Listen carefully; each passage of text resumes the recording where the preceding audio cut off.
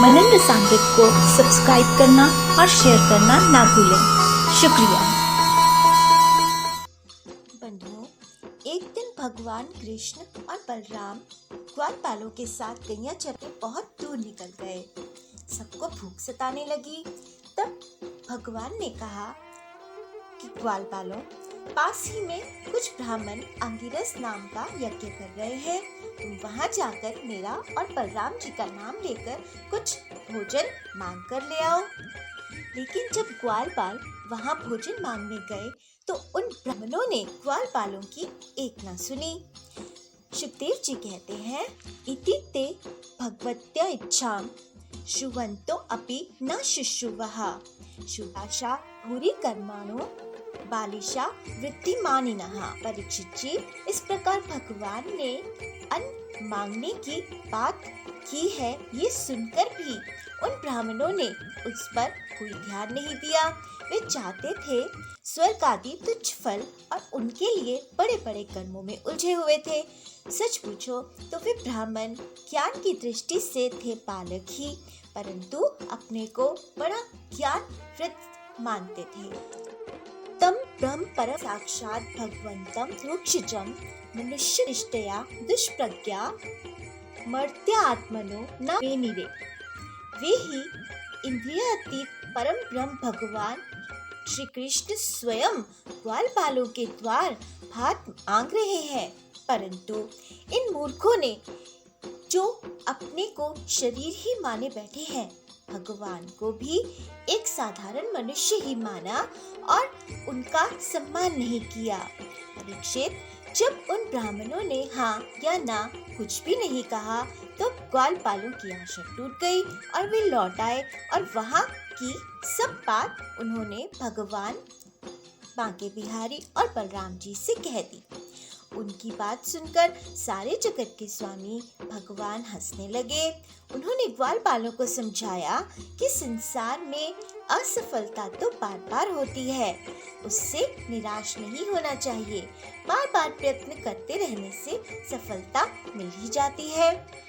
फिर उन्होंने कहा कि मेरे प्यारे ग्वालपालों, इस बार तुम लोगों उनकी पत्नियों के पास जाओ और उनसे कहो कि राम और श्याम यहाँ आए हैं। तुम जितना चाहोगे उतना भोजन वे तुम्हें दे देंगी। वे मुझसे बड़ा प्रेम करती है, उनका मन सदा सर्वदा मुझ में लगा रहता है। अब की बार ग्वालपाल पत्नी शाला में गए। वहाँ जाकर देखा तो ब्राह्मणों की पत्नियाँ सुंदर सुंदर वस्त्र और गहनों से सजकर बैठी थीं। उन्होंने द्विज पत्नियों को प्रणाम करके उनसे नम्रता से भोजन की मांग की। परीक्षित जी, वे ब्राह्मण पत्नियां तो बहुत दिनों से भगवान की मनोहर लीलाओं को सुनती आ रही थी। उनका मन उनमें लग चुका था। वे सदा सर्वदा इस बात के लिए उत्सुक रहती कि किस प्रकार भगवान का दर्शन हो जाए। भगवान के आने की बात सुनते ही वो तो उतावली हो गई। उन्होंने बर्तनों में अत्यंत स्वादिष्ट और हितकर भक्ष्य भोज्य लेह्य और चोष्य चारों प्रकार की भोजन सामग्री ले ली तथा भाई बंधु पति पुत्रों के रोकते रहने पर भी अपने प्रीतम भगवान के पास जाने के लिए घर से निकल पड़ी। ठीक वैसे ही जैसे नदियाँ समुद्र के लिए क्यों ना हो, ना जाने कितने दिनों से पवित्र कीर्ति भगवान गुण लीला सौंदर्य और माधुर्य आदि का वर्णन सुनकर उन्होंने उनके चरणों पर अपना हृदय न्यौछावर कर दिया था। ब्राह्मण पत्नियों ने जाकर देखा कि यमुना तट पर नए नए कोपलों से शोभायमान अशोक वन में ग्वालपालों से घिरे हुए बलराम जी के साथ भगवान इधर उधर घूम रहे हैं। अब तक अपने प्रीतम भगवान के गुण और लीलाएं अपने कानों से सुन सुनकर उन्होंने अपने मन को उन्हीं के प्रेम में रंग डाला था, उसी में सराबोर कर दिया था। अब नेत्रों से उन्हें भीतर ले जाकर बहुत देर तक वे मन ही मन उनका आलिंगन करती रही और इस प्रकार उन्होंने अपने हृदय की जलन शांत की। ठीक वैसे ही जैसे जागृत और स्वप्न अवस्था की वृत्तियाँ यह मेरा इस भाव से जलती रहती है, परंतु सुषुप्ति अवस्था में उसके अभिमान की प्रज्ञा को पाकर उसी में लीन हो जाती है और उनकी सारी जलन मिट जाती है। प्रिय परीक्षित जी, भगवान सबके हृदय की बात जानते हैं, सबकी बुद्धियों में साक्षी हैं। उन्होंने जब देखा कि ब्राह्मण पत्नियां अपने भाई बंधु और पति पुत्रों के रोकने पर भी सब सगे संबंधियों और विषयों की आशा छोड़कर केवल मेरे दर्शन की लालसा से ही मेरे पास आई हैं, तब उन्होंने उनसे कहा, आओ मेरे पास बैठो। भगवान उनका स्वागत किया और कहा कि मैं तुम्हारे प्रेम का अभिनंदन करता हूँ, परंतु अब तुम लोग मेरा दर्शन कर चुकी हो, अब अपनी यज्ञशाला में लौट जाओ। तुम्हारे पति ब्राह्मण गृहस्थ हैं, वे तुम्हारे साथ मिलकर ही अपना यज्ञ पूर्ण करेंगे।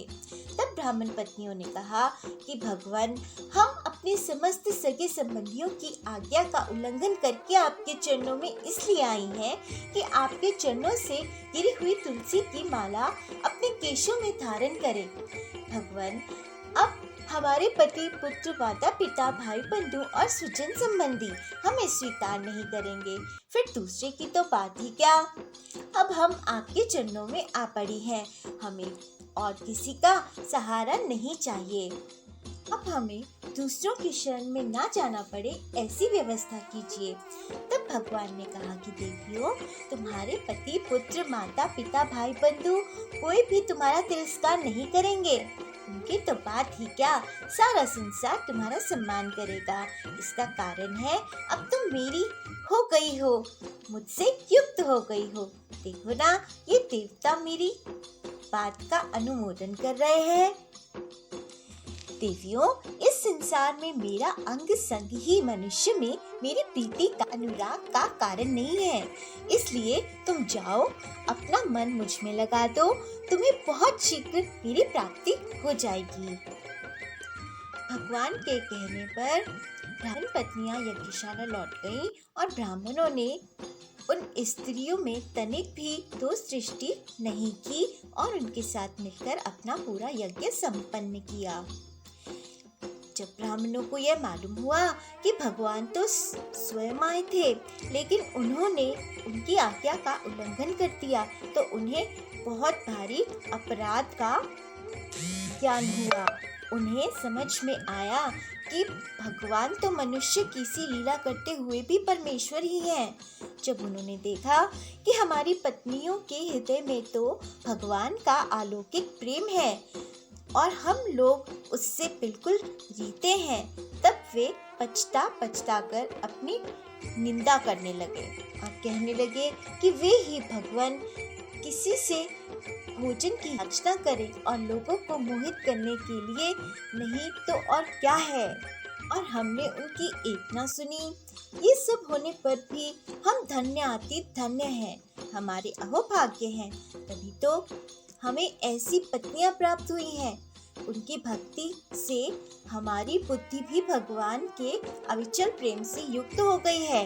हे भगवान, आप अचिंत्य और अनंत ऐश्वर्य के स्वामी हैं।